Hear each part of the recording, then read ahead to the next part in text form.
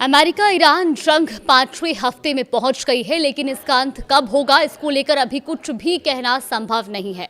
राष्ट्रपति Donald Trump बार बार जीत और जंग खत्म होने का दावा करते हैं, लेकिन उनके बयान बदलते रहते हैं।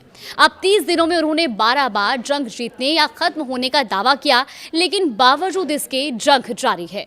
नमस्कार, आप देख रहे हैं न्यूज़ 18 का डिजिटल प्लेटफॉर्म और मैं हूं आपके साथ जागृति खंतवाल। तो देखिए, अमेरिका और ईरान के बीच जारी जंग अब 5वें हफ्ते में प्रवेश कर चुकी है, लेकिन इसके खत्म होने को लेकर अभी कोई स्पष्ट संकेत नहीं है।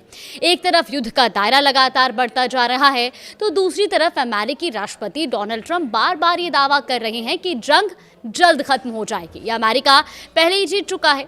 कमोबेश एक दर्जन बार उन्होंने ये दावा किया, लेकिन फिर वो पलटी मार गए। अब पिछले 30 दिनों पर नजर डालें तो ट्रंप के बयानों में लगातार बदलाव देखने को मिलता है। कभी वो कहते हैं कि हम ये जंग जीत चुके हैं, तो कभी चेतावनी देते हैं कि अगर समझौता नहीं हुआ तो हमले और तेज होंगे। अब हाल ही में उन्होंने कहा कि 2-3 हफ्ते में अमेरिका ईरान छोड़ देगा, लेकिन जमीनी हालात इस दावे से मेल खाती नहीं दिखती। असल में जंग अब अपने शुरुआती अनुमान से आगे निकल चुकी है।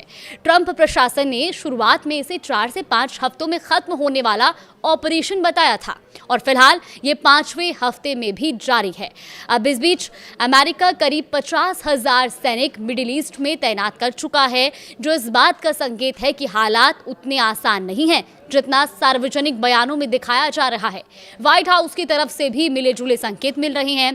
प्रेस सेक्रेटरी कैरोलिन लेविट ने कहा कि ऑपरेशन अपने लक्ष्य के काफी करीब है और मिशन जारी है। वहीं विदेश मंत्री मार्को रूबियो का कहना है कि सभी उद्देश्य तय समय से पहले या उसके आसपास पूरे हो सकते हैं।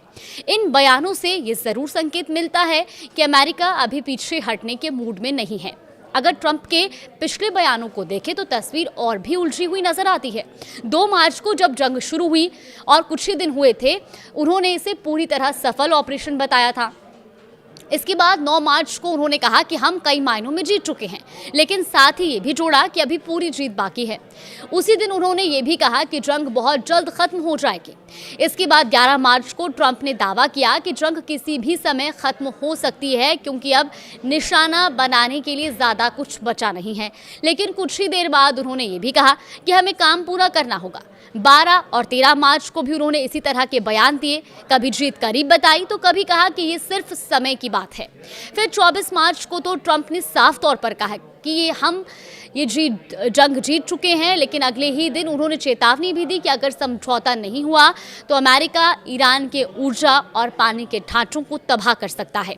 26 मार्च को उन्होंने कहा कि ईरान हार चुका है, लेकिन इसके बावजूद सैन्य कार्रवाई जारी रही।